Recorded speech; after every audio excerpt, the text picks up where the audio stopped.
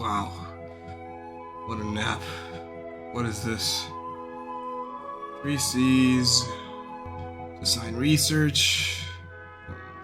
Constructive critique. Oh my god, my assignment. Well, let's do it. Right here, right now. I'll explain it again. Hello everyone, it's me, Rabbit Boy. You can tell because of the rabbit ears, right? Wow, this was not a funny bit. Who wrote this in the script? I learned a lot in the last month, again, because this is my take 2. And let's start with the 3 C's. I'll explain them quickly before my sanity depletes. Communication, critical thinking, and collaboration. I think we all know what those are. We've all gone through school. Rabbit Boy, what are those? Now, I know, it's very exciting. I'll explain, give me a second. Communication, collaboration, and critical thinking are all very essential skill sets that you need as a designer and actually as a worker in general. In this case, I'm talking about client communication specifically. You need to communicate with the client to maintain a healthy relationship. You need to collaborate with others and with yourself as well as the client itself so that you're able to provide a product that specifically caters to what they want, what they needed, and what it's going to sell. And critical thinking lets you think, well, critically. That's pretty self-explanatory, so I can't really say much else after that. But Rabbit Boy, in a Medium article created by Fab Danielle, it says that it's important to remember that the project itself is the client and not yours. Is this true? That is very true, my people. Remember, you are working under someone, not just for them. You have to follow exactly what they want and what they need and what they desire out of the project outcome. It's always remember to be able to listen and take in said instructions effectively to create something that the client specifically wants instead of just something that you're able to do. You're gonna make a terrible segue to the next. Yep, design research. Design research is very important. It's basically you putting a schematic down on the table and being able to explain and thoroughly process everything that's going to happen in the project itself and how it's going to be done straight into the schematics. Rabbit Boy, it says here in the Creative27.com article that design research helps define the context. What does that mean? It means exactly what it says. Any common Andy can definitely try and do it, but it takes a special kind of mind to actually unravel said information and being able to put it out there for others to take in and enjoy.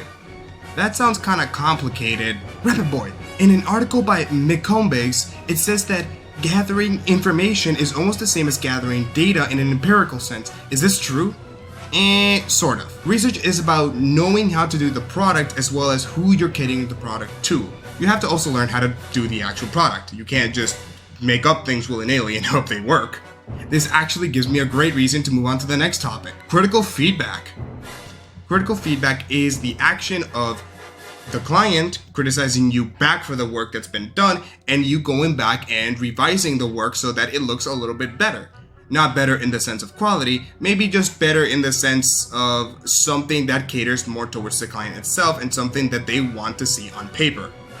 Rabbit Boy, an article by Andy Budd says that it's very important for feedback to be delivered to the client in a high quality manner. Is this true? Not just that, but Michael Crawford said that feedback is very important, but a lot of people end up taking it very seriously or personal.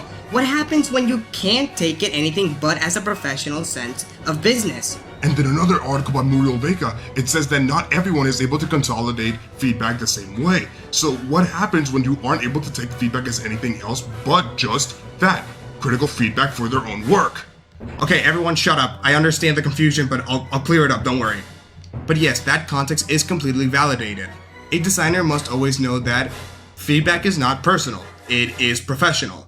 Using feedback ends up creating just a better version of their product, or at least a better version of what the client wants to see specifically.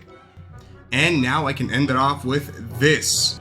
In the article by Ali Bresci, she brings up a bullet point list that basically defines what a client is looking for in a very easy to understand and straightforward manner.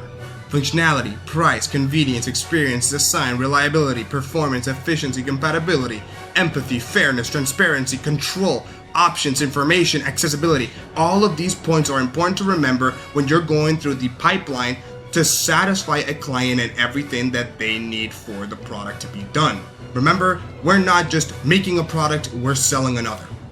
And I leave it at that because I have my own bullet point here. And here's what it says: eat, sleep, repeat. Goodbye.